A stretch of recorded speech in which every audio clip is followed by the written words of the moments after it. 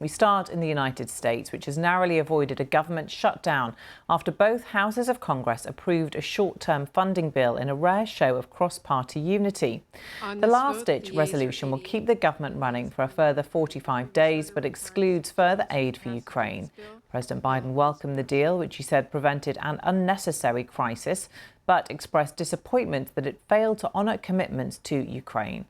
The bill was passed just before the midnight deadline that would have seen tens of thousands of federal employees placed on furlough and various government services suspended. The issue of more aid for Ukraine is something opposed by some hard-right House Republicans. Here's Senate Majority Leader Chuck Schumer. It's been a day full of twists and turns, but the American people can breathe a sigh of relief. There will be no government shutdown. Democrats have said from the start that the only solution for avoiding a shutdown is bipartisanship, and we're glad that Speaker McCarthy has finally heeded our message. In the end, more Democrats supported this bill in the House than Republicans, proving bipartisanship was the best answer all along. I want to thank my colleagues here in the Senate, especially our appropriators, yourself, Madam President, Susan Collins, and Leader McConnell. Our bipartisan work in the Senate set the tone for the bill we're about to pass. Our bipartisanship made this possible and showed the House that they had to act. We will keep the government open for 45 days with a clean CR at current funding levels. And we avoided all of the extreme, nasty, and harmful cuts MAGA Republicans wanted. Well, Senate Minority Leader Mitch McConnell offered this commitment.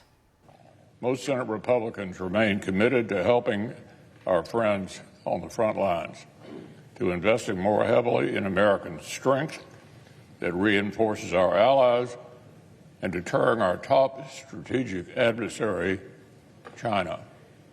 I'm confident the Senate will pass further urgent assistance to Ukraine later this year. Well, Mr. Biden released a statement saying, in part, tonight, bipartisan majorities in the House and Senate voted to keep the government open, preventing an unnecessary crisis that would have inflicted needless pain on millions of hard-working Americans. But President Biden was critical about the lack of new funding for the war in Ukraine, writing, "We cannot, under any circumstances, allow American support for Ukraine to be interrupted. I fully expect the Speaker will keep his commitment to the people of Ukraine and secure passage of the support needed to help Ukraine at this critical moment." Our North America correspondent Sean Dilley sent this update from Washington.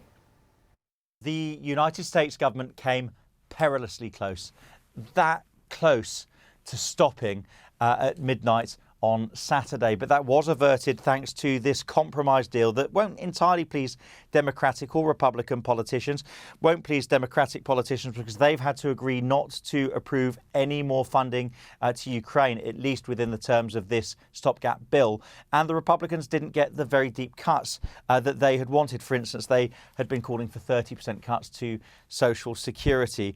It is a bit complex, though, because the deal was done in the background. Speaker McCarthy, a Republican himself, has agreed that if this bill was passed, he would introduce another bill in the coming days to discuss further funding for Ukraine. Now, that's already angered hardline Republicans who were already threatening to remove him from office if he relied on Democratic votes to push through an earlier vote that had been agreed by the Senate. But what we have here is not exactly consensus for the sake of consensus, but it's a deal of convenience. It does keep the government open.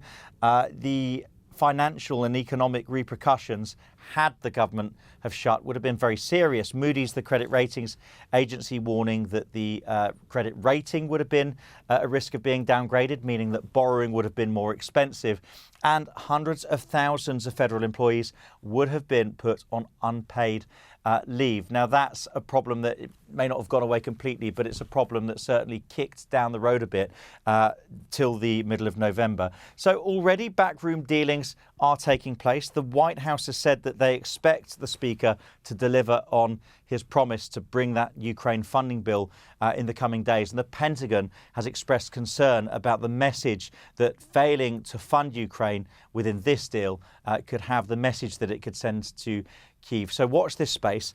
More dealings and more division is all but certain. Well, I've been speaking to Daniel Lippman, White House and Washington reporter at Fort Politico. He told me how the shutdown was averted. Speaker Kevin McCarthy finally put a clean government spending bill on the floor. He had previously discussed with House conservatives to put different bills that would drastically cut government spending. Those all actually failed. And so today, on the last day before a shutdown, he did something that the Senate would also agree to. And this delays it for about a month and a half or so, and then we'll hopefully we won't be all up to the same government shutdown watch like we have been in the last few days. Yeah, this keeps on happening, doesn't it? Every few years. Why? Well, we've seen a decline in members who are interested in actually governing, and you've had a lot of rabble-rousers elected, like Congressman Matt Gaetz, who is Kevin McCarthy's lead antagonist from Florida. And he uses these types of shutdown watches to raise lots of money. I'm on his mailing list, and he was sending out emails today saying, please donate. I am standing up to the DC establishment. And so there's a small cohort of House Republicans that are not interested in the government working properly. And so that makes it very hard when you have McCarthy only having a 4 to 5 seat margin. And so it's kind of impossible for him to rule over this unruly caucus. So under this new deal, no new funding for Ukraine has been approved. What does it mean for aid for the country? Well, they're going to try to do another supplemental bill on Ukraine aid in the next few weeks. It'll probably actually be much larger than they could have gotten if they had put it in this bill. And so you have a Senate minority leader, Mitch McConnell, a Republican, who is very in favor of this aid. And so there might have been a backhanded deal with McCarthy saying, hey, he'll put a similar bill on the floor and see if it succeeds. But we're still unsure about this aid, extra aid to Ukraine, but it's looking better than yesterday on that front. Do you think they'll find a permanent solution to avoid future shutdowns under what comes next deal next month?